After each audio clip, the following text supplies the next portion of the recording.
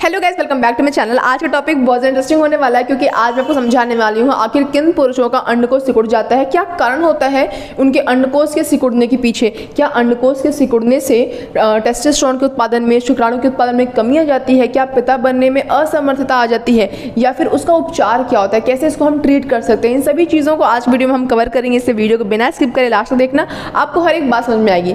लेकिन उससे पहले कि मैं वीडियो को स्टार्ट करूँ, मैं एक बहुत बड़ी गलतफहमी दूर करती हूँ। वो गलतफहमी क्या है कि जो पुरुषों का जो टेस्टिकल्स होता है, पुरुषों के टेस्टिकल्स में शुक्राणु का उत्पादन होता है और शुक्राणु के उत्पादन के लिए जो तापमान चाहिए होता है वो शरीर के तापमान से कम तापमान चाहिए होता है। इसीलिए जो आपके टेस्टिकल्स होते हैं वो आपके शरीर से बाहर लटके हुए होते हैं, क्योंकि उनको अपना तापमान मेंटेन रखना है। आपके शरीर के तापमान से उनको अपना तापमान कम रखना है, इसीलिए वो आपके शरीर के बाहर है। ठीक है। अब जब बहुत ही ठंड का माहौल होता है, जब बहुत ही ठंडा टेम्परेचर होता है, तो आपके अंडकोश सिकुड़ जाते हैं, आपके शरीर से चिपक जाते हैं, ताकि वो अपना तापमान बनाए रख पाएं, अपने आप को गर्मी दे पाएं, क्योंकि बाहर बहुत ठंड है, इसलिए वो क्या हो जाते हैं, सिकुड़ जाते हैं। ठीक है। जब बहुत ही गर्म माहौल होता है तो वो अपने आप को रिलैक्स छोड़ देते हैं, क्योंकि ऑलरेडी बहुत ही गर्मी है। अगर वो आपके शरीर से चिपके रहेंगे तो तापमान में वृद्धि और हो जाएगी और शुक्राणु के उत्पादन में बहुत ही दिक्कत आएगी, इसलिए वो अपने आप को लूज छोड़ देते हैं, रिलैक्स हो जाते हैं। लेकिन ये सिकुड़ना वो सिकुड़ना नहीं है जिससे कि आपके शुक्राणु के उत्पादन में कमी आए, आपके टेस्टोस्टेरोन में कमी आए। ये तो नेचुरल प्रोसेस है, ये तो आपका शरीर बना ही ऐसे है कि वो कभी कभी ऐसा हो सकता है कि कभी कभी वो आपको सिकुड़ा हुआ प्रतीत होता है, कभी कभी आपको वो लूज प्रतीत होता है। वो ठंड मौसम के ऊपर डिपेंड करता है, टेम्परेचर कैसा है वो इस चीज़ पर डिपेंड करता है, क्योंकि उसको अपने आप को अपना टेम्परेचर उसको बैलेंस करना होता है, इसलिए वो ऐसा करता है। ये बहुत ही नेचुरल प्रक्रिया है, सभी पुरुष इससे बिल्कुल फैमिलियर होंगे, आपके लिए बिल्कुल भी कोई ये नई बात नहीं होगी। लेकिन अंडकोश में सिकुड़न क्या है जो एक गंभीर समस्या है और जो आपके प्रजनन क्षमता को प्रभावित करती है, वो दिक्कत अलग होती है। ये सिचुएशन को, उस दिक्कत का नाम हम नहीं दे सकते। बहुत सारे लोग इसी दिक्कत की वजह से गुमराह हो जाते हैं, उन्हें लगता है कि ये तो नॉर्मल प्रक्रिया है। ये बिल्कुल भी नॉर्मल नहीं है। अंडकोश का सिकुड़ना तब जब तापमान की वजह से हो, ये बिल्कुल नॉर्मल है। लेकिन अंडकोश किसी अन्य कारण से भी सिकुड़ते हैं जो कि आपके प्रजनन क्षमता को प्रभावित करते हैं। तो आज की वीडियो में हम वही जानेंगे किन पुरुषों का अंडकोश सिकुड़ जा रहा है, क्या वो गलती कर रहे हैं, किस गलती की वजह से उनका अंडकोश सिकुड़ रहा है। इसी चीज़ को हम आज की वीडियो में डिस्कस करेंगे। ठीक है। अब देखो टेस्टिकुलर एट्रोफी। टेस्टिकुलर एट्रोफी क्या होता है? नॉर्मल अंडकोश के सिकुड़ने को हम टेस्टिकुलर एट्रोफी नहीं कहते हैं, वो तो नॉर्मल प्रक्रिया है।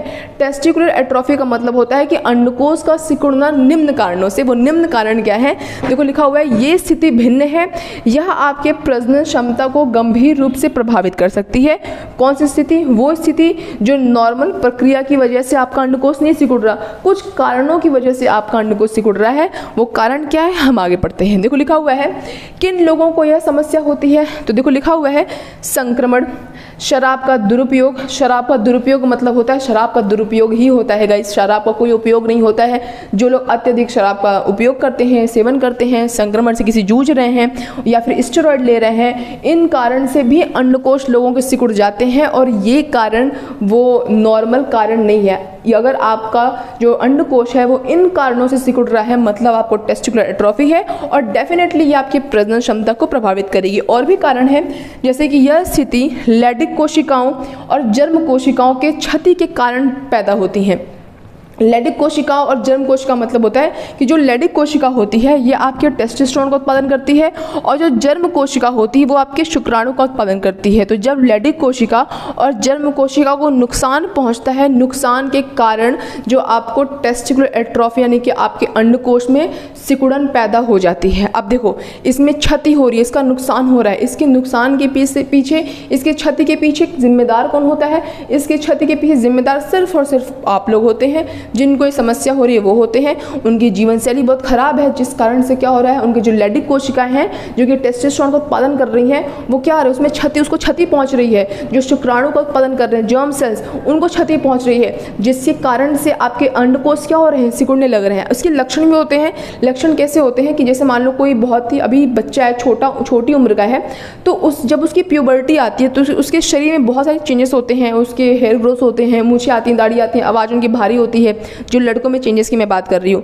तो जब वो छोटे होते हैं तो उनकी उम्र आ गई है प्यूबर्टी की, बट उनको प्यूबर्टी नहीं आ रही है। क्यों नहीं आ रही है उनको प्यूबर्टी? क्योंकि उनके जो लेडिक सेल्स हैं, लेडिक कोशिकाएं हैं, उनके जो जर्म कोशिकाएं हैं वो डैमेज हो रही हैं, क्षति हो रही है, उनके नुकसान हो रहे हैं, जिसके कारण से आपका न शुक्राणु का उत्पादन हो पा रहा है, न ही टेस्टोस्टेरोन का उत्पादन हो पा रहा है, और इसी कारण से आपकी प्यूबर्टी आ ही नहीं रही है, आप में चेंजेस दिख ही नहीं रहे हैं। और अगर आप उन पुरुषों में हो, उन एज में हो जब आपकी प्यूबर्टी आ चुकी है, लेकिन अगर आपको लगता है कि आपकी नॉर्मल सेक्सुअल डिज़ायर में, आपके मसल्स मास में, आपके मूड में आपको कुछ ऐसा चिड़चिड़ापन सा महसूस होता है, आपको लगता है कि आपका जो हेयर ग्रोथ है वो लगातार डिक्रीज़ हो रहा है, आपके मसल्स मास डिक्रीज़ हो रहे हैं, आपके सेक्सुअल डिज़ायर डिक्रीज़ हो रहे हैं, आपको इरेक्टाइल डिस्फंक्शन की समस्या हो रही है, तो हो सकता है कि आपको टेस्टिकुलर एट्रोफी की समस्या हो। अगर इसके साथ साथ आप अंडकोश में सिकुड़न, अंडकोश में दर्द महसूस कर रहे हो तो डेफिनेटली आपको प्रॉब्लम हो सकती है। ये कुछ लक्षण हैं जिनको ऑब्जर्व करके आप अपने डॉक्टर के पास जा सकते हो, ठीक है।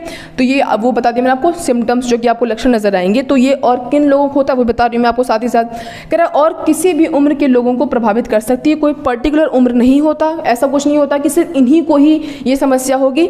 अगर आप वो लोग हों जो बहुत शराब का सेवन करते हैं, जो बहुत ज़्यादा स्टेरॉइड का सेवन करते हैं, जिनके जो लेडिक कोशिका डैमेज हो रही हैं, जिनका शुक्राणु वाली जो बनाती कोशिका, जर्म कोशिका डैमेज हो रही हैं, तो किसी भी उम्र के हो, कुछ भी हो, आप प्रभावित इस समस्या से हो सकते हो। कह रहा है इससे शुक्राणु और टेस्टोस्टेरोन के उत्पादन में कमी आती है। यौन रोग, अगर आप किसी यौन रोग से पीड़ित हो तो भी आपको समस्या हो सकती है। अगर आपके अंडकोश में गांठ है तो भी आपको समस्या हो सकती है। आप कीमोथेरेपी ले रहे हो, कीमोथेरेपी के टाइम पे क्या होता है, जो स्पर्म होता है वो बहुत ही डैमेज जाता है, स्पर्म काउंट बहुत गिर जाता है, स्पर्म का प्रोडक्शन रुक जाता है, तो उससे भी समस्या देखने को मिल सकती है।